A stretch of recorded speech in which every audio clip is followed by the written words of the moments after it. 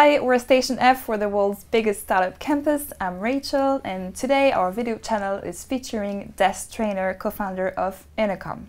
Hi Des. Hi Rachel. How are you? Very good, thanks. It's awesome to be here. Well, thank you for coming all the way from San Francisco. Yep, it was a short journey. It's an honor. Today I'd like you to come back maybe on the early days of Intercom, or maybe even before, how you came up with the idea and who you were back then in 2010. 2010, yeah, 210 would have been a different startup. I guess in 2010, 2011 we had a product called Exceptional, and it was a developer tool that basically let people know when an exception was being thrown. And we frequently wanted to talk to our customers, and it was very, very hard to do so. We had to like export emails from a database and sync them with PayPal to see who was actually paying customers, and then import them into a third tool, and it was just, the whole thing was a mess. And this is like, in 2010 there was no Stripe, like, in general startup tools were pretty primitive. So we started building this way of like, what if we just pushed out a little message inside the product to talk to people who were in the product? And when we did that, the initial response from our users, they weren't even answering the questions we were asking them. They were just like, how did you do this? This thing is cool. And we're like, huh. So we started to evolve it from there. We're like, well, what if we could see who has seen this message? And it turned out that became like what is now in Intercom, like the user list. So you can see who all your customers are. And then we let people reply, and those replies go to what is now our support product, Respond. And it's kind of just evolved from there. And eventually, like after like a few months of just really positive feedback about this other thing we had built inside Exceptional, we were like, maybe this is the thing. So we sold off the other business, and we basically came to America, incorporated, and we decided what's the opposite of building a product startup in Dublin? It's like being a venture-backed company in San Francisco. So that's what we did. And why did you choose to launch the company directly in the Valley? Why? I think it was really, we had started attending conferences and speaking at conferences around, in the UK and then in the US, and we'd met enough people who just seemed to get a sort of head start either on fundraising or on like just customers. At the time with Exceptional, there was a single street in San Francisco where we had more customers than we did in all of Ireland. So that was kind of an indication maybe we weren't in the right place. Okay. So that was kind of the core motivation. I think it genuinely at the time, again, 2010, 2011, like, there was no Station Fs. It was very much like, if you want to be a soccer player, you go to Britain. If you want to be an actor, you go to Hollywood. And if you want to do a startup, you go to San Francisco. Okay, cool. So you and your co-founders moved to San Francisco, launched Intercom. How do you find your first users? The very, very first users were actually people, those same people who were like, this tool is cool. Yeah. When we went back and said, hey, we're closing it, or we're selling off this thing, but just FYI, here's our new thing. That probably got us our first maybe 100, 200. And then the next phase was sort of slightly more involved. I took it upon myself, so we kind of partitioned roles. Owen was our CEO, he was full-time in San Francisco. I was working mostly in Dublin, traveling back and forth, and our two engineers were also in Dublin. And like that setup is still the case. Like we have a large engineering office in Dublin and a large office in San Francisco. But one of my jobs was get us some users. So I started writing our blog. I started emailing people, and I would email them like, I'd be like, hey, here, like cold email. Cold, but like, I'd say cold. They might have known me from some other engagement at some point in my life, but like, I'd mail and say, hey, we're after launching this cool tool called Intercom. I would love your feedback. Here's an example of what it would look like for your product. And I would take a screenshot of their product and then be like, here's our little messaging feature inside your product. And actually that was the response is usually, that looks pretty cool. Now, we weren't charging money, so it wasn't particularly, it wasn't a hard sell. But we were still asking them to install JavaScript in their product, so you still had to do a bit of a sell. If they agreed, I'd put them on a Skype session with our CTO, who would like basically talk them through if there was any issues about like, here's how you get the most value out of Intercom. And I remember one of our earliest users was a person called Garrett Demon. He had a ticket tracking tool called Sifter, and myself and Owen jumped on a Skype call with him, and it was like his third day using Intercom. And the first thing he said is, you guys have no idea what you've created. This thing is amazing. I've spent the last 2 days talking to users that I never even knew I had. And that was when I sort of realized this is working. And we kind of settled in this idea of a company mission of make internet business personal. And like that, calls like that were what really reinforced that we were onto something. So you started putting out this product, this chat features, and then had no idea what your business model could become?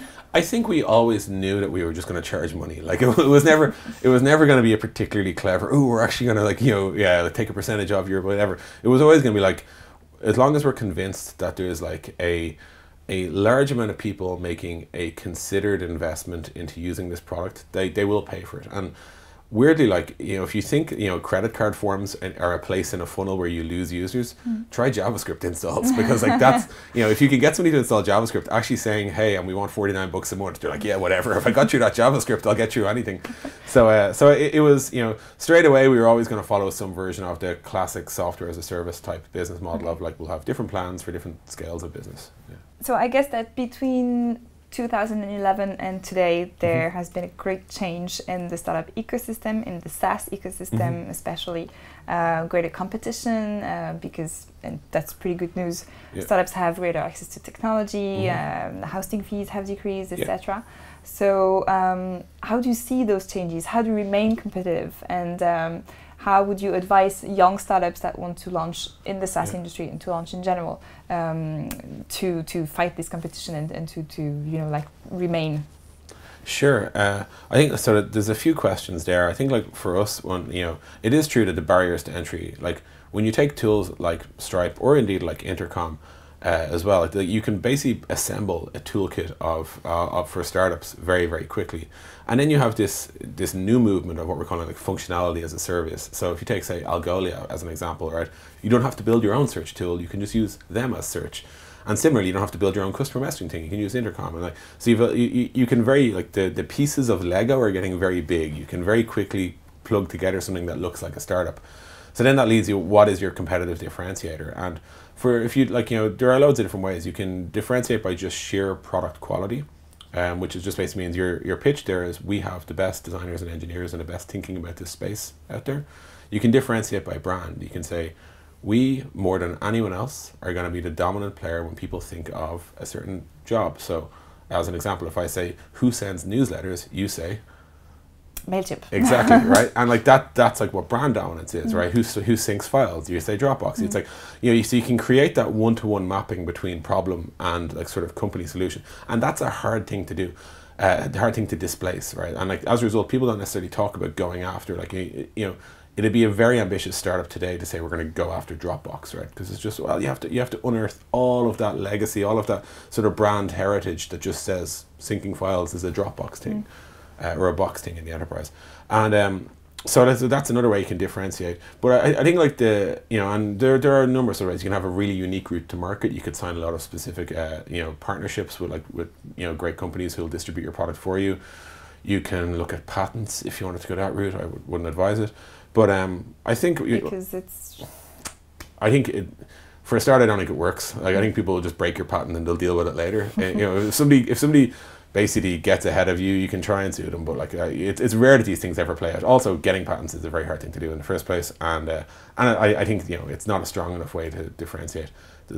So yeah, I wouldn't. If you start playing the patent game, there's always somebody with more patents than you. Like IBM owns like probably more than you do, or Microsoft or Google. Someone does. So, you know, litigious is probably not the best way to go. But I think like the challenge for startups is to pick what's going to differentiate them. Is it going to be like that they're going to have the brand, or is it going to be to have the product, or they have the technology? Like there are some really, really, like, especially when we see the AOR and VOR space, there'll be people who just do things frankly better than everyone else, and they'll have a significant head start because of that. But like sort of finding your moat, or like the thing that makes you, like, you know, defensible against all of the new startups, because like there's 1,000 startups going to come in here. Some of them are going to compete with Intercom, and we have to think, well, why will we win? And, you know, is it that they'll never be able to reach customers, or that no one's going to read their blog, or that their messenger is going to be not as good as ours, or we have to internally have a strategy for that. But as an early stage startup, I wouldn't say don't worry about like how you're going to defend your position. Worry about what's your inroad, right? And I think honestly the strongest opening place is really the quality of your product. It's like, if you can basically find a problem that a significantly large enough group of people experience in the world, and the existing solutions aren't good enough, then that's a really good place to start. And I think, like, in general, there's the two things I'd say is, it's, you know, because there's so many people building startups now, it's rare that there's a secret unmet need that no one actually knows about, right? usually what it is what you have is like people who are struggling to fit together some tools and they're getting frustrated. So like a random example I give a lot is like, say soccer is a big sport. It is the biggest sport in the world beyond a shadow of a doubt. However, watching soccer is very, very messy, and people cobble together, you know, streams they find on Reddit and all, you know, they look at GIFs and all this sort of stuff. Like that to me is like, it's all the existing solutions are shit and the problem is very real and valuable. So that's a good, you know, if there's a Venn diagram, like I think that's the area you want to go for. Like, you know, it's basically everything out there, like it's a real problem and all the existing solutions are very, very weak. If you can find something that's in the intersection there, that's a great place to start. Specifically if you want to be a product for a startup where you're like, your first 10 hires are going to be people to build the solution. I think that's how you want to go about it. I think going like sales first and trying to close deals, I think it's a very like 1990, early 2000s sort of idea. Going marketing and hype and buzz first, I think in general, the press are getting a lot more cynical about technology that doesn't exist yet. However, product first, and you see this with the Slacks or the Stripes or the Intercoms or whatever, people will like sort of be like, oh, well, let's have a look. This all checks out. Okay, I like it. You know, there's a genuine inroad you can have there that, and that's, you know, whenever I'm advising an early stage setup, that's what I sort of say, like find your unmet need where the existing tools suck, and let's start there. Great. Thank you so much for taking the time to answer our questions. Thank you very much, Rachel. And see you soon. See you soon.